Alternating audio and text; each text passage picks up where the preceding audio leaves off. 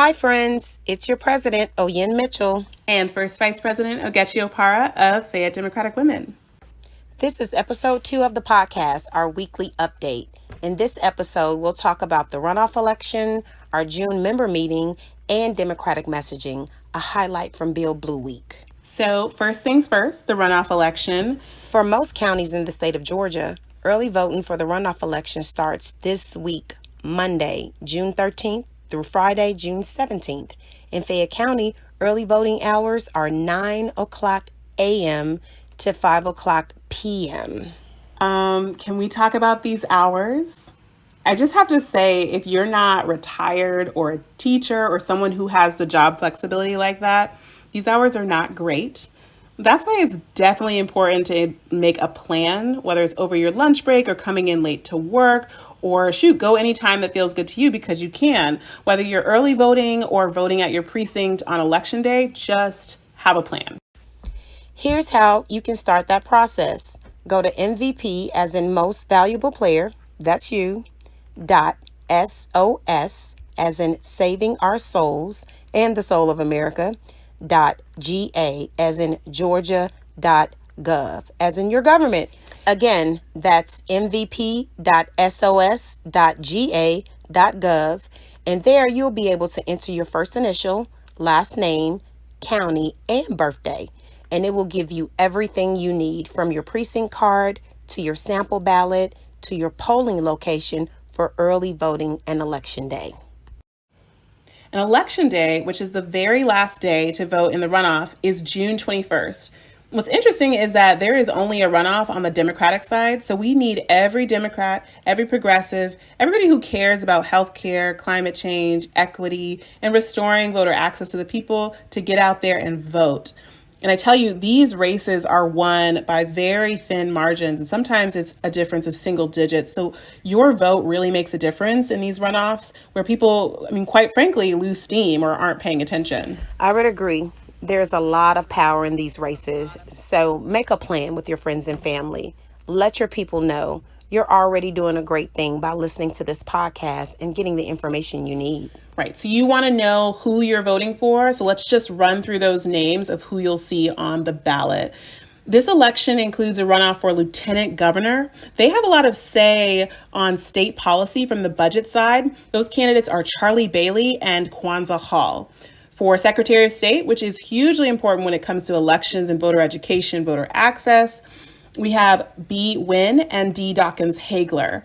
For insurance commissioner, which is all about your insurance costs and making sure that those are equitable, we have Raphael Baker and Janice Laws Robinson.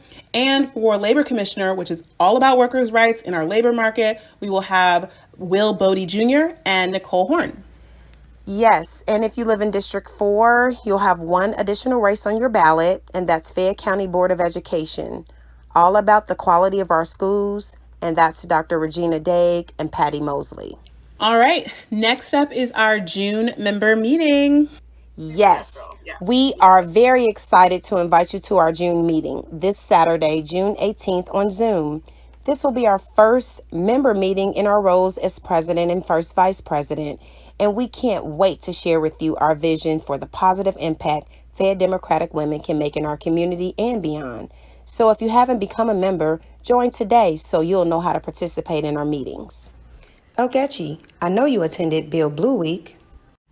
Yes, so this was a week-long series of panel discussions on issues that are important to everyday Americans, issues from workers' rights to racial equity to reproductive rights. And one of the discussions I attended, I just wanted to highlight, and that was about messaging. There were 3 takeaways for me. One is, as Democrats and progressives, it is critical in this election season to stay disciplined, to stay on message, and keep it simple. 2, we have to highlight our wins. So tell the story about how the infrastructure bill that passed is going to improve people's lives, or about the swift action of this administration in providing COVID relief for people, for small businesses, or the fact that there are now more jobs open than people with the ability to fill them because of the strategic action to bolster the economy. So we have to highlight wins that have helped all Americans. And finally, number 3, We have to be honest about the intended goals of the radicalized right. We have to share that those among the radicalized right want to gut public education. They want to maintain tax cuts for the wealthy and make major cuts to Medicare and Medicaid. They want to have control over a woman's body at the state level, and they are not prioritizing climate change, which is already radically shifting how livable our planet is. And it's going to cost over $200 billion more from our economy every single year if we're not more aggressive. And we know what the rhetoric is around gun control, more guns. And that idea, as we're seeing all around the nation, is becoming deadlier and deadlier. What's crazy is the same folks touting these anti-critical race theory ideas don't trust teachers with the curriculum, but they trust teachers with guns in the classroom. So this is where radicalized Republicans stand. We have to be prepared to share this with folks who are unclear about why these elections matter, and just share the message that who is in government is going to directly affect you. Absolutely. So here's the call to action. Be prepared to vote. We have work to do to make sure our candidates are elected in November. We want you to join us today. Let's win together. If you want to stay connected to the work that Fed Democratic Women is doing to give back to our community, to get voters to the polls, and to get great progressive candidates, and especially women in elected and appointed office, follow us on social media.